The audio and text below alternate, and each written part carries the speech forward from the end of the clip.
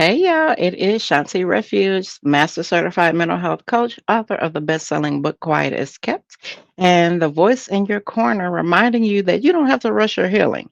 It is not a race. It is a journey. And it is another day of the Parenting Myself first um, session for May. And today we're going slow. We're slowing all the way down. We're going to talk about grief today. And not just the kind that comes after death, but the kind that lingers from loss that hasn't been fully named. Unresolved grief can sneak into your body, your relationships, your choices. So we're going to unpack that together with compassion, not pressure. So, what is unresolved grief? Unresolved or ambiguous grief happens when we experience loss, but we're not given space to fully mourn it. And it could be the parent that you wish you had, the child who went no contact, the marriage that ended even though you still love them, the version of yourself that had to die so you could survive. So, according to the Center for Prolonged Grief, nearly 10% of adults experience complicated grief, which can lead to anxiety, depression, chronic illness, self isolation if it's left unprocessed. In many Black and Brown communities, grief is often silenced. We're told, be strong, keep it moving. God don't give you more than what you can handle. But what about the sadness you never spoke out loud? What about the heartbreak that didn't make it to the funeral program? That's grief too, and it deserves your attention. There was a version of me that wore strength like an armor.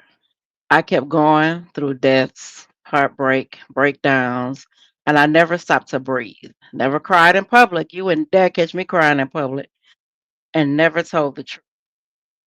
But one day I was journaling and wrote, I think I've been grieving my childhood for decades. And that line hit me in the chest. Like I lost my breath. I didn't just miss what I lost, I missed what I never got.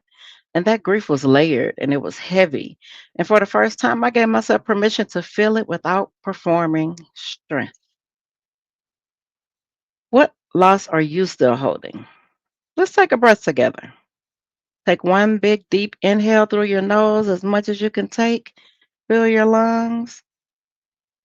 And then exhale through your mouth slowly. Now ask yourself, what loss am I still holding that I've never really processed? What grief am I carrying silently because it didn't feel valid? Where in my body do I feel it the most? You don't have to get over it. You just need to go through it. Give yourself permission to go through that grief. It is very necessary for your healing. So today's journal prompt is, what loss in my life have I never fully grieved? And what do I wish I had been allowed to say about it? I want you to answer this prompt and write like nobody's watching, because nobody should be watching. Because this grief is yours to feel and yours to release. So if you're carrying unresolved grief, especially in silence, let's change that. I have a guided journal entitled Heartfelt Thoughts, and it is a guided journal that includes grief processing prompts for emotional release. If you are interested in our weekly support group where we talk about grief, estrangement, and emotional restoration, you can come and join my support group, Parenting in the Dark. We meet every Monday live. We do live coaching sessions every Monday at 6 p.m. Central Standard Time. And if you're not ready yet, I do have a free ebook that is entitled Still Love You Always. And that's for moms who are grieving relationships that didn't get closure. And if you are ready, to have a private session where we can create safe space to feel what you've buried, come and join my one-on-one coaching program.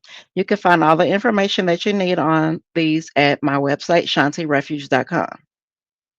So, in closing, I want to let you know that grief does not have a deadline. You are allowed to mourn what you lost, what was taken, and what never was. Let your tears be holy.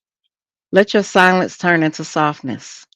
And let your grief become sacred ground for healing. And I'll see you next time.